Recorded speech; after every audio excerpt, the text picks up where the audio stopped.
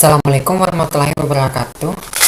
Salam sejahtera untuk kita semua. Kenalkan, kami dari kelompok 1 dari kampus Universitas Ars Bandung, Prodi Manajemen Fakultas Ekonomi kelas 665B33 akan mempresentasikan tentang mata kuliah akuntansi dengan judul Laporan Penetapan Harga. Nah, sebelum melanjutkan ke pokok pembahasan yang lebih rinci, terlebih dahulu kita mengetahui tentang rumusan masalah dari laporan penetapan harga.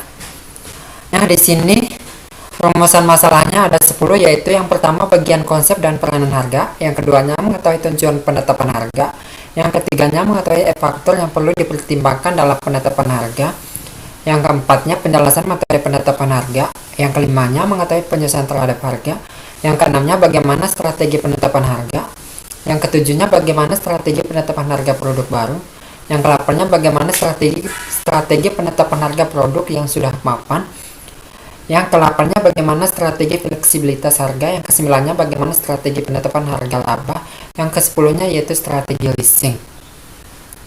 Nah, jadi langsung saja kita ke definisi harga. Nah, definisi harga sendiri yaitu menurut Stanton tahun 1984, harga adalah price is value expressed in terms of dollars and cents or another monetary medium of exchange, yang kurang lebih memiliki arti harga adalah nilai yang dinyatakan dalam dolar dan sen atau medium moneter lainnya.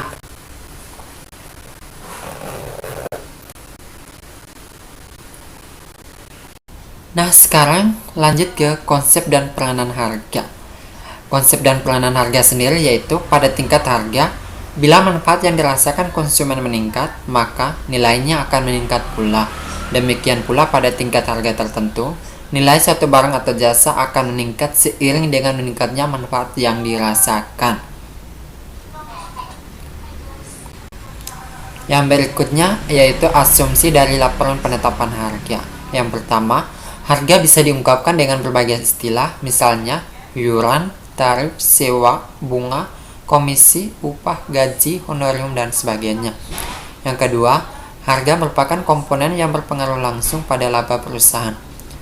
Contohnya, laba sama dengan pendapatan total dikurangin biaya total atau harga per unit dikali kuantitas yang terjual dikurangin biaya tetap. Yang ketiganya, di sudut pandang konsumen, harga seringkali digunakan sebagai indikator nilai bila mana harga tersebut dihubungkan dengan manfaat yang dirasakan atas suatu barang atau jasa. Yang keempatnya yaitu nilai sama dengan manfaat yang dirasakan per harga. Artinya nilai atau value didefinisikan sebagai rasio antara manfaat yang dirasakan terakhir. Nah, untuk selanjutnya akan dijelaskan sama teman saya yaitu Sarah Yuniar. Oke.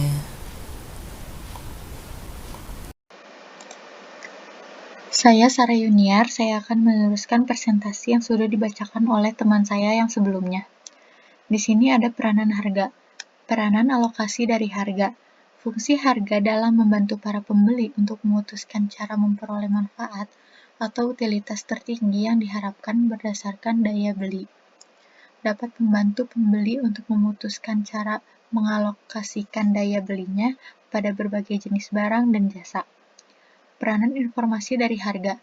Fungsi harga dalam mendidik konsumen mengenai faktor-faktor produk seperti kualitas, membantu pembeli dalam situasi di mana pembeli mengalami kesulitan untuk menilai faktor produk atau manfaat secara objektif.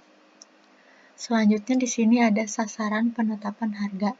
Sasaran penetapan harga berorientasi pada laba. Fungsinya untuk mencapai target laba investasi laba penjualan bersih dan untuk memaksimalkan laba. Dan yang kedua ada berorientasi pada penjualan. Fungsinya untuk meningkatkan penjualan dan untuk mempertahankan atau meningkatkan bagian pasar dan penjualan. Yang ketiga ada berorientasi pada status quo, yaitu untuk menstabilkan laba dan untuk menangkal persaingan.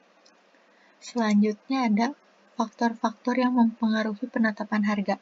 Faktor yang pertama adalah permintaan produk, dan yang kedua adalah reaksi pesaing, Dan yang ketiga, bauran pemasaran, serta yang keempat, target dan bagian saham pasar. Slide selanjutnya ada tujuan penetapan harga. Tujuan penetapan harga yaitu berorientasi pada laba, bahwa setiap perusahaan selalu memilih harga yang dapat menghasilkan laba yang paling tinggi atau sering disebut maksimisasi laba. Dan yang kedua ada berorientasi pada volume, bahwa penetapan harga sedemikian rupa agar dapat mencapai tingkat volume penjualan tertentu, nilai penjualan atau pangsa pasar tertentu. Dan yang ketiga ada berorientasi pada citra atau image, bahwa penetapan harga tertentu dapat membentuk citra perusahaan. Misalnya, menetapkan harga tinggi dapat membentuk citra perusahaan yang prestisius, sementara menetapkan harga rendah memungkinkan menjaga nilai perusahaan tertentu, menjaga harga yang terendah di suatu daerah. Dan yang terakhir ada berorientasi pada stabilitas harga. Hal ini dilakukan untuk mempertahankan hubungan yang stabil antara suatu perusahaan dan pemimpin industri.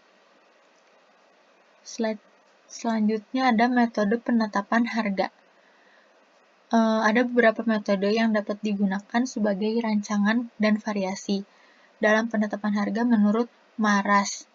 Harga dapat ditentukan atau dihitung. Yang pertama, harga didasarkan pada biaya total ditambah laba yang diinginkan, cost plus pricing method. Dan yang kedua, harga berdasarkan pada keseimbangan antara permintaan dan supply. Dan yang ketiga ada penetapan harga pasar yang ditetapkan atau atas dasar kekuatan pasar. Dan yang terakhir ada harga yang berdasarkan keseimbangan antara supply dan permintaan. Ya, saya Nuresa Absari, saya akan melanjutkan penjelasan slide selanjutnya. Itu ada penyesuaian khusus terhadap harga. Untuk yang pertama ada diskon. Diskon merupakan potongan harga yang diberikan oleh penjual kepada pembeli sebagai penghargaan atas aktivitas tertentu dari pembeli yang menyenangkan bagi penjual. Dan yang kedua ada allowance.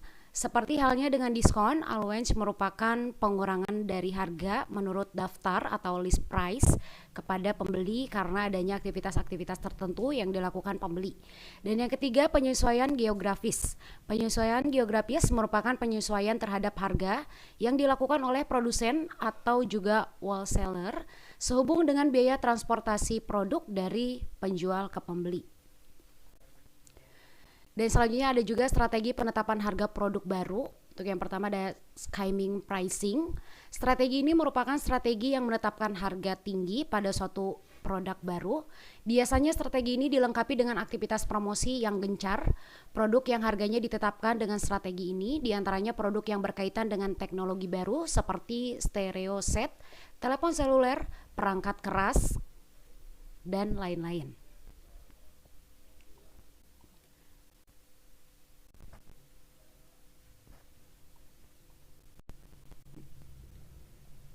Dan kemudian selanjutnya strategi penetapan harga. Nah, untuk strategi penetapan harga itu ada beberapa macam. Untuk yang pertama, strategi penetapan harga produk baru. Kedua, strategi penetapan harga produk yang sudah mapan. Ketiga, strategi fleksibilitas harga. Dan yang keempat, strategi penetapan harga lini produk. Kelima, strategi leasing. Dan keenam, strategi bundling pricing. Dan yang ketujuh, strategi kepemimpinan harga. Dan yang terakhir, strategi penetapan harga untuk membantu pangsa pasar.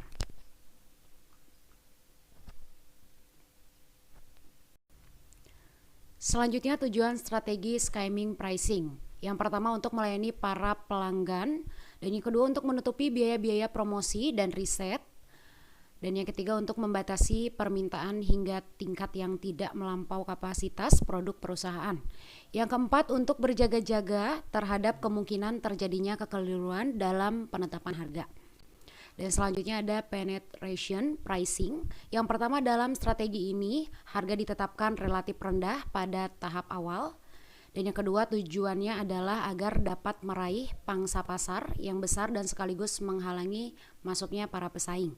Ketiga, dengan harga yang rendah, maka perusahaan dapat pula mengupaya tercapainya skala ekonomis dan menurutnya biaya per unit. Terakhir, strategi ini memiliki perspektif jangka panjang, di mana laba jangka pendek dikorbankan demi tercapainya keunggulan kompetitif yang berkelanjutan. Saya Febian Raista akan membacakan slide selanjutnya. Ada 4 faktor yang biasanya digunakan dalam penetration pricing. Yang pertama, harga yang dikendalikan. Yang kedua ada elimination price. Yang ketiga ada promotion price. Dan yang terakhir ada give out price. Selanjutnya, strategi penetapan harga produk yang sudah mapan. Ada faktor yang menyebabkan suatu perusahaan harus selalu meninjau kembali strategi penetapan harga produknya yang sudah ada di pasar. Adanya perubahan dalam lingkungan pemasaran, misalnya ada pesaing besar yang menurunkan harganya. Dan yang kedua, adanya pergeseran permintaan, misalnya terjadi perubahan selera dari konsumennya. Slide selanjutnya memiliki 3 alternatif strategi, yaitu yang pertama mempertahankan harga, yang kedua menurunkan harga, dan yang terakhir menaikkan harga.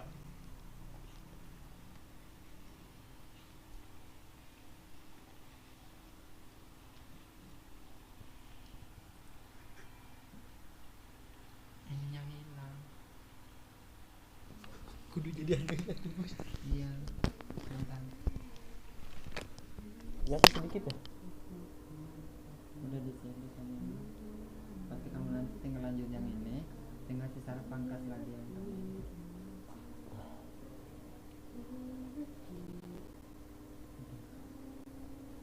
Ini udah belum. Mana sih tadi?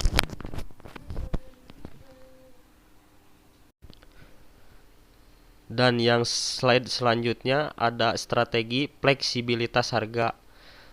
Strategi satu harga atau bisa dikatakan dengan harga tunggal. Yang pertama, dalam strategi ini perusahaan membebankan harga yang sama kepada setiap pelanggan yang membeli produk dengan kualitas dan kuantitas yang sama pada kondisi yang sama pula, termasuk syarat penjualannya yang sama. Dan yang kedua, ada tujuan strategi ini adalah untuk mempermudah keputusan penetapan harga dan untuk mempertahankan goodwill serta menjalin hubungan baik dengan semua pelanggan, karena tak satu pun pelanggan yang mendapatkan harga khusus atau dianggap lebih penting daripada pelanggan yang lainnya. Dan adapun persyaratan-persyaratan yang untuk melaksanakan fleksibilitas harga. Yang pertama, perlu adanya analis secara terperinci mengenai posisi perusahaan dan struktur biaya bila dibandingkan dengan industri secara keseluruhan. Yang kedua, dibutuhkan informasi yang berkaitan dengan variabilitas harga pada penawaran harga yang sama kepada setiap orang. Yang ketiga, ada perlu pemahaman atas segala ekonomis yang tersedia bagi perusahaan.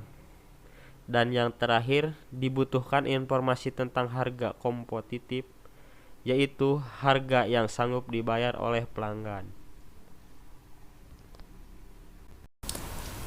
Baik, terima kasih.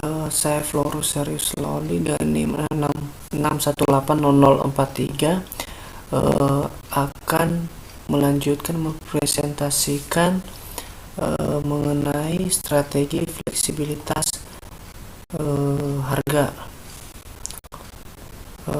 Adapun hasil yang diharapkan dari implementasi strategi satu harga meliputi 4 aspek pokok, yaitu yang pertama penjualan dan biaya administrasi yang semakin menurun, yang kedua margin laba yang konstan, yang ketiga image pelanggan yang baik terhadap perusahaan, dan yang terakhir keempat pertumbuhan pasar yang stabil.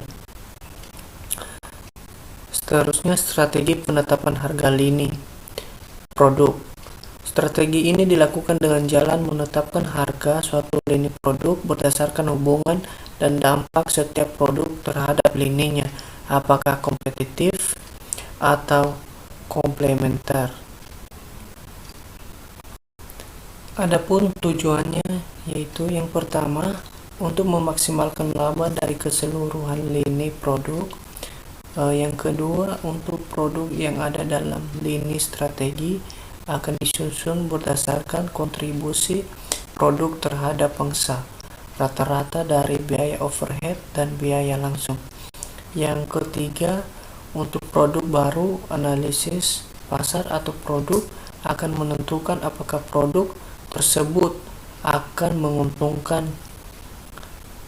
Penetapan harga kemudian menjadi fungsi dari biaya sasaran, laba, pengalaman, dan persaingan eksternal.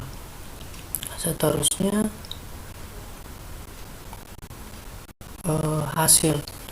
hasilnya bisa berupa mengenai skedul penetapan harga seimbang dan konsisten di antara berbagai lini produk.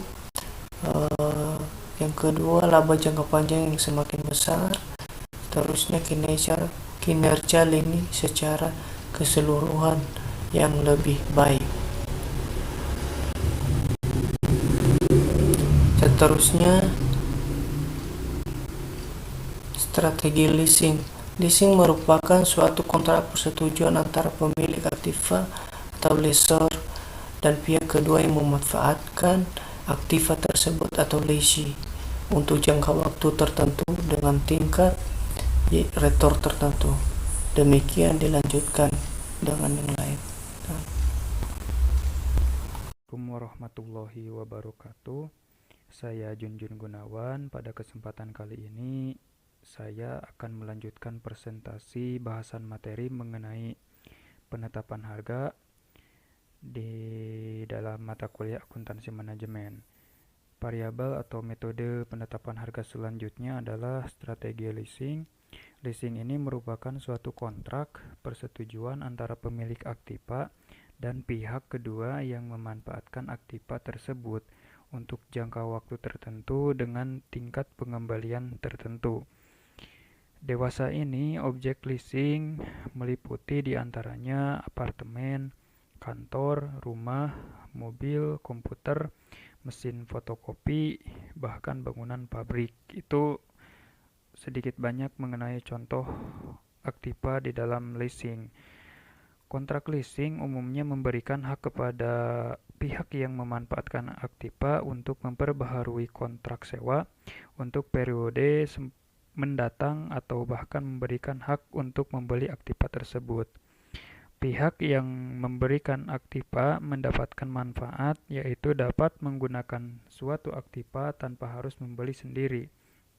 Sedangkan pihak yang memanfaatkan aktiva mendapatkan uang sewa secara periode.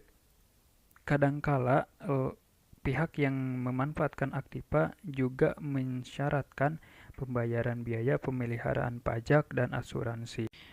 Ada dua jenis leasing yang sering dijumpai, yaitu yang pertama ada operating lease. Operating lease ini yaitu leasing yang jangka waktunya dapat dibatalkan dan biasanya jangka waktu tersebut lebih singkat daripada umur ekonomis aktiva yang dileasingkan.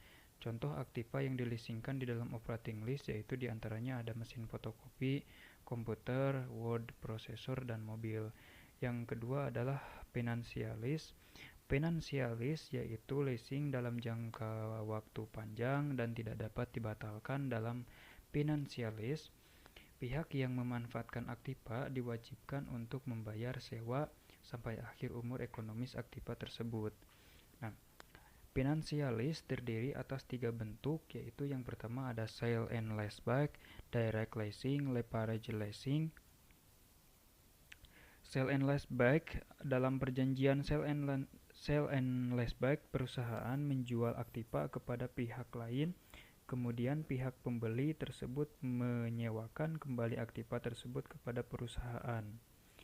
Manfaat bentuk leasing ini adalah perusahaan memperoleh penjualan aktiva tersebut atau tambahan dana yang dapat digunakan untuk keperluan lain dan masih dapat menggunakan aktiva tersebut selama jangka waktu perjanjian leasing meskipun kepemilikannya telah beralih kepada pihak lain.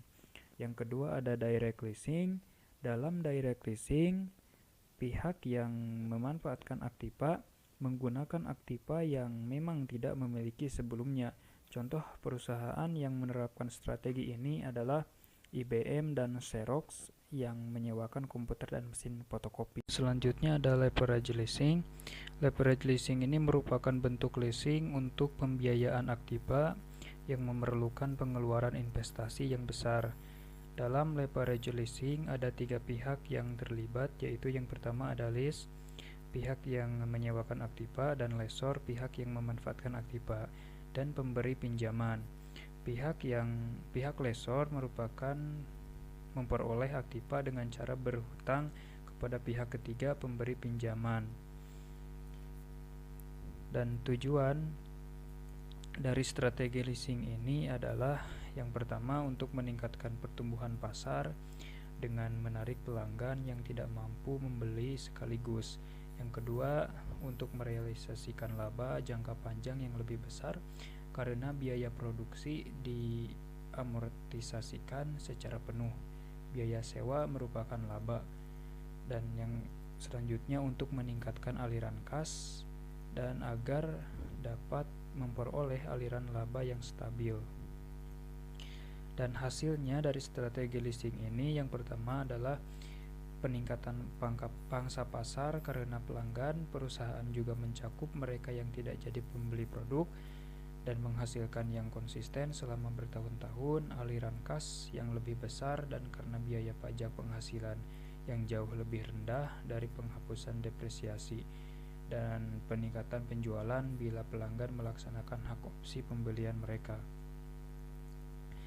Dan sekian dan terima kasih, mungkin itu yang dapat saya sampaikan, kurang lebihnya mohon maaf.